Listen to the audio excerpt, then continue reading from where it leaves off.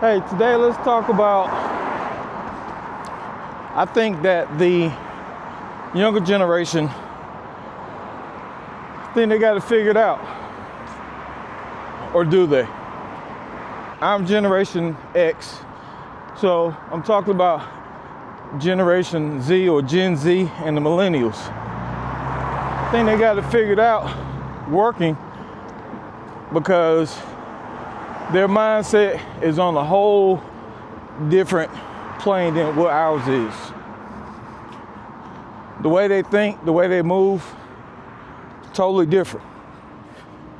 And trust me, the differences that we see explain a lot of the tensions that we see in the workplace today. And we're going to talk about the difference between Generation X, which is my generation, and Gen Z and the millennials. It's a different world, guys. It's a different world for them because they not like us. Not at all. And if you're confused about Gen X, if you were born between 1965 and 1980, you're Gen X. 1965 to 1980, you're Gen X. Anybody after that will be Gen Z or millennials. The typical mindset of Gen X. We grew up during an era that emphasized job loyalty, job security, and hard work. So a lot of us were raised by baby boomers that believed that 40-hour work week was like a badge of honor.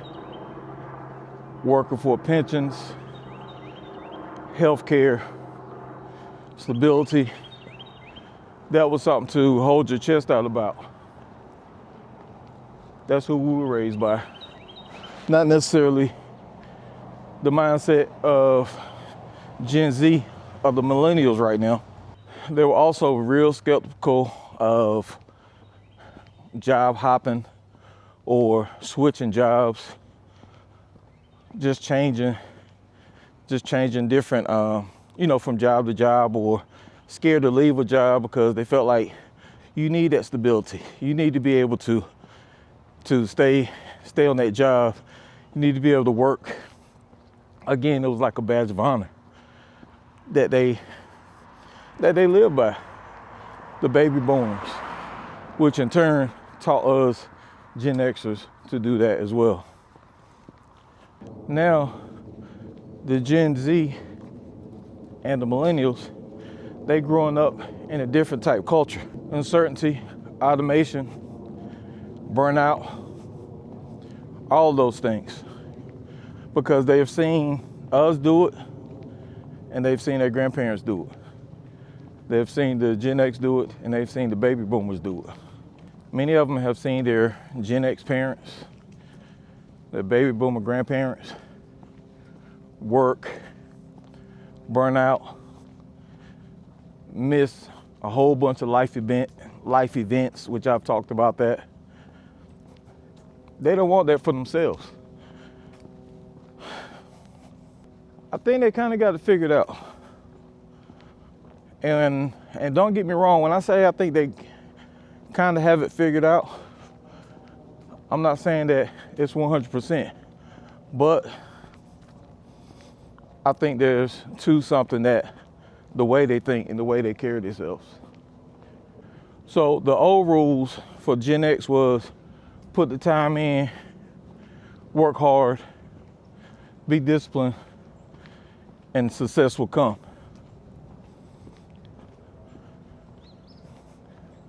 Gen X and millennials, they're not playing by those rules. That's not what they do. That's not what they believe. Now let's talk about the Gen X and the millennials. 1981 till about 2012. They grew up in a completely different world. They watched the Generation X parents work long hours, miss family time, and sacrifice their personal lives. And many of them decided, yeah, I'm not doing that. So for them, flexibility matters, mental health matters, purpose matters. Because like I said, they looked at us and they looked at their grandparents or great grandparents, and they just right there decided, yeah, I'm not doing that. And this is one of the reasons why I say I think they got it more so than we may have it, because they decided that they want work that fits around their life, not the opposite, not their life that fits around their job. That's why I feel like they, and I know I keep saying, but this is why I feel like they got it. I'm gonna say they kind of got it, because I think that there's still some stuff that they're missing, but to that degree, you know, they want a work that fits around their life, not their life that fits around their work. Which, in turn, now that I'm thinking about it, it makes a lot of sense. I can see how that works. We understand that it's quality of life, not quantity of life. Quality meaning you find stuff or you do stuff that actually helps you feel better, live better, thrive better. Now, I'll tell you what, now, remote working, hybrid schedules, side hustles, all of that sounds appealing to them and is appealing to them. And if you got to think about it, it's getting more appealing to us. And understanding why they want that, because it gives them freedom and control of their life and of their schedules and how they move and how they get to move. A lot of them even question a 40-hour work week, because in their minds, they're thinking, especially with all the automation, the work from home, the work remotely, a lot of them think, why should I work a 40-hour work week when I can do it in 25 hours? I do feel like we need to adopt that more. I mean, does it really take 40 hours to do what we do? Some people it does, but not on all jobs. So I get it. I get why they feel like that. I get why they feel like they want to find a job that fits around their life versus a life that fits around their job. It just makes sense. And if you think about it, a lot of them, they're not just motivated by money.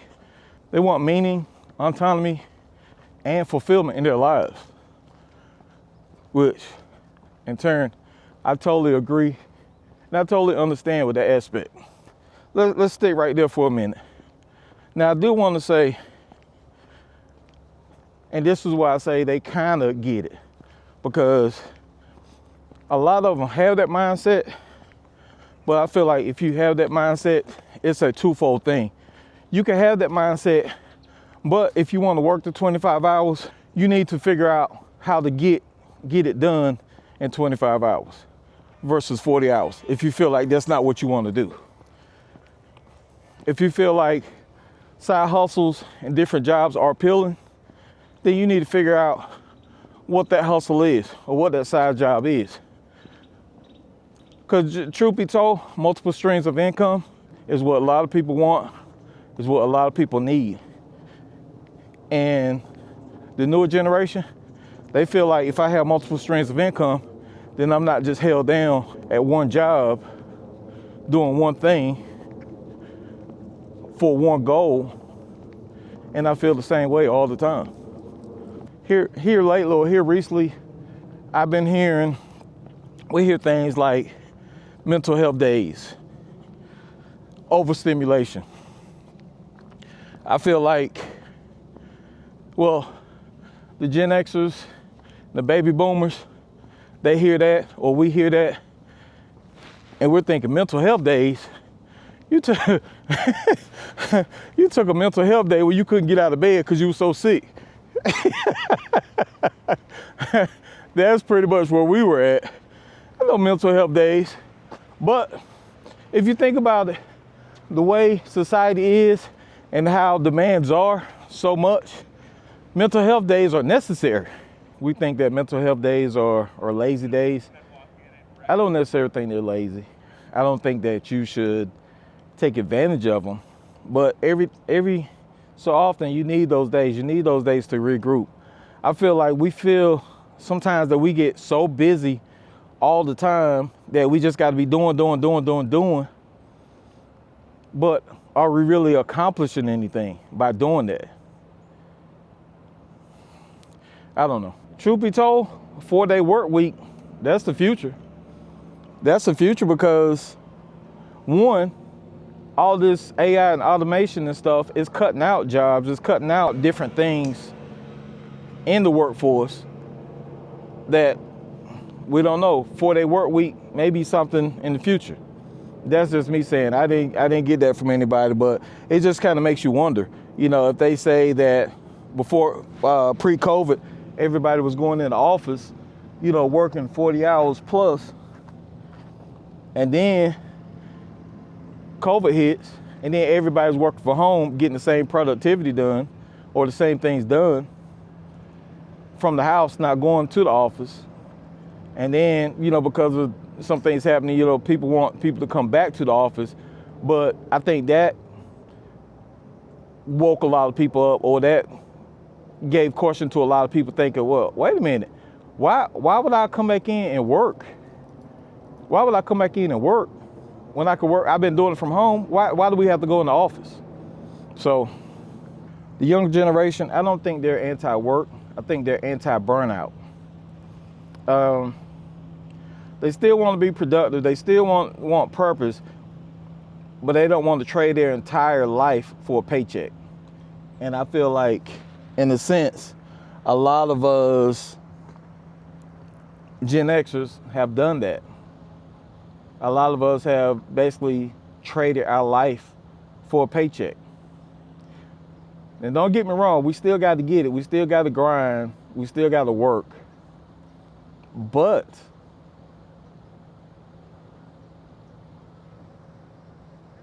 where's the balance? Where's the balance there? I think that the balances, the Gen Xers and the millennials, I think they're kind of rewriting the balances. They're rewriting the manuscripts. They're rewriting the SOPs as to what we need to be doing or what we should be doing, to what we can do and what we need to be doing. Now, I do want to read a couple differences. This is a comparison of the Gen Xers and the younger gens. The Gen Xers, we work to live. The young Gen Xers, they want to live well, then work. Gen Xers, you know, 40 hours is standard for us. Younger generations, 40 hours are outdated. Gen X, we value stability. Younger gens, they value flexibility. Gen Xers, company loyalty. The younger gens, man, forget that job. I just played it simple, but I guess in the better term, I guess they want to be more fluid, if you would, more fluidity.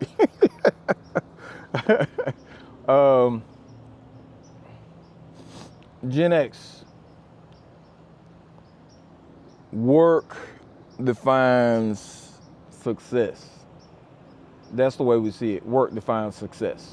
The younger gens, fulfillment defines success.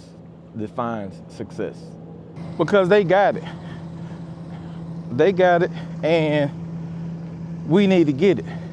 Because we spend so much time feeling like I got to work this job. And if you watch my first video, your job starts sending your job overseas so other people can work your job. And then you sit here trying to figure out what you need to do for your job. But if we start to the mindset of multiple streams, and don't get me wrong, some of you watching this video, you might have multiple streams going already. You might have been on this kick. Somebody might not be there yet. But stick with us, and we're gonna get you there, because we're gonna help you change your mindset. We're gonna help you change things that are important, things that you would or should or could be doing, to the degree that you start to think about life differently. You start thinking about life in the sense of, hey, have I been doing what have I been doing? What have I been doing as far as my mental health? And I think I kind of, when I was talking about the mental health or the overstimulation deal, where we hear a lot of the younger people talking about, have I been overstimulated? Think about that for a minute. Have I been overstimulated to the point where I just feel like sometimes I just want to stop? We can't stop, guys. We gotta keep going. We gotta keep moving. It's about living well. It's about living well and living long. Because truth be told, I want to be here for all the time that I'm supposed to be here. Now the day more, now the day less. Whenever my time comes, and don't get me wrong, I'm not trying to leave. I'm not trying to go anywhere. But I just feel that I want to be here for all the time that I'm supposed to be here. Hey, how we doing, guys? Hi, you got it. Even though I'm at a pivot point in my job, and I don't know if it's going away. I just know it's super slow. But I'm at a pivot point in my job where the things that I'm working on now, the other streams that I'm working on now, I'm trying to figure out. And I'm understanding that it doesn't necessarily have to be a grind every day. Sometimes you can take a day. It's just like, you know, you hear from the different YouTubers. A lot of them pick days that they actually make content, and some days that they don't do anything towards the content. So one of our goals, in my opinion, is to get to that point. To get to that point where we feel like we can almost relax. I don't know if we can ever fully relax. I know I'm not at that point yet. I got a ways to go. But getting to that point, and I feel like a lot of us are at the point where we're right there. Let me share a story with you guys. A little over 20 years ago, when I moved back to Atlanta, I went to college here in Atlanta and I graduated. I moved away, but then we moved back. We moved back about a little over 20 years ago. So we moved to an apartment complex that was really nice, but a lot of the units looked the same, of course. And apartment complexes, a lot of them look, how you doing?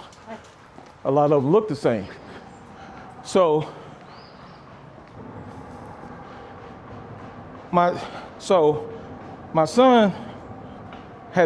middle son had been at the playground playing.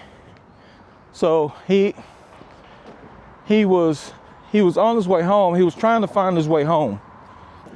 He went a couple directions, and he pretty much knew where he was at, or he knew he was close. And he found himself right there, close to the house. He knew it was close, but he didn't know where he was at. And he had said he had been there for a while. And when I got home, my wife said, "Hey, TK's not home yet. He went to the playground. Can you go get him?" So I said, "Yeah." So instead of walking around the parking lots, you know, going all the way around, because we live like on the back side, instead of going around, there was a cut through to go through the woods, you know, which would cut off a whole bunch of steps right by the mailboxes. And TK was there, and he knew that if he just go past the mailbox, but he couldn't remember which way he needed to go. And as I walked, I saw TK. And as I walked, I saw TK standing out there, and he was crying. TK was crying because he knew that he was close. He knew that he was right there. And he knew that he knew the way. And he knew he was close. But he just didn't know how to get there. He just couldn't figure it out. But he knew he was right there. He was right there. And when I came through the path, I saw him. And I saw him crying. And still to this day, I get emotional because my son was standing there crying. And he couldn't make it. And he was scared. He didn't know if he could make it. He didn't know. He knew he was right there close, but he didn't know how to get there. But when I came out of the path and he saw me, there was a sigh of relief. And when he saw me, he started smiling. You know how little kids do, they wipe their tears, whole hand, arms and stuff like that. And I was just looking at him and my feelings was so hurt, one, but two, I knew I had the answer. I knew how to get him to where he needed to be. And I just want to encourage you guys, that's how God is. God sees us right there where we're trying to get. We're right there. We know that if we just take a few more steps, and in this case, in TK's case, he didn't know if I just take a few more steps, if I just go up through that path, then I can see the apartments. He didn't know that if I just go through that path, if I just take a few more steps, then I could get there. But that's how we need to take solace in how God feels about us. He sees us. He sees you crying. He sees you right there. He knows that if you just keep on, if you take a few more steps, if you just push a little bit further, that you can get there. You can get to where you can get home. You can get to where you want to be. You can get to that next destination. You can get to that next job. You can get to that next promotion. You can get to that next idea. But you just can't stop. Stop crying. Wipe your eyes and keep moving. Keep moving forward. TK was so relieved when he saw me. And in turn, I was so relieved when I saw him. Because one, I didn't want to lose my child. He could have been lost. He could have been walking around for a long time. What if I wouldn't have came home from work? All these things were just going through my mind. What if somebody would have picked him up? What if this, what if that? I don't know. But we do know that when he saw me and I saw him, there was a sign of relief for both of us. The difference in God and me is God already sees us. So he knows that he's going to get us. He knows that he's gonna take care of us. He knows that he's gonna come and lead us to where we need to be. We just need to hold on. You just need to hold on, and you just need to have faith and keep pushing forward. No matter what you've lost, no matter where you at, where you can't find yourself. Just understand that if you just keep pressing forward, if you just keep moving forward, that you'll make it. You'll get there. You'll get to where you need to be. So be encouraged, guys.